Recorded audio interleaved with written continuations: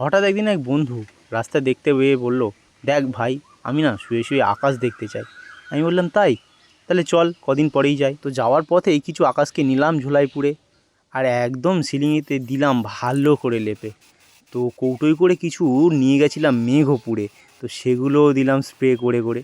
তো দেওয়ার পর তোমরা দেখতে পাচ্ছ কেমন লাগছে। দেখো কীভাবে দিচ্ছি, এইভাবে দিতে হবে। তো এই গরমে সূর্য মামাকেও ডাকতে গেছিলাম। তো গিয়ে বললাম, মামা এসো না, মামা একটু এসো না আমার সাথে। তো এসে একদম বসিয়ে দিয়েছি এই সিলিংয়ে।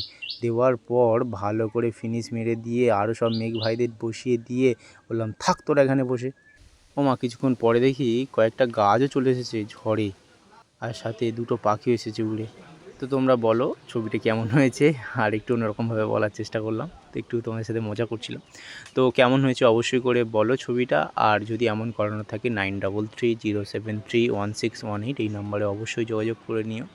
শুধু এমন নয়, তোমাদের মনের পছন্দ মতো যদি কোনো পোর্ট্রেট, এমনকি বিভিন্ন রকম ছবি যেগুলো তোমাদের একদম মনের মতো বা নিজের মডিফাই করে বানাতে চাইছো, তো সেগুলোও বানিয়ে দিতে পারবো। মানে যে কোনো রকমের ছবি।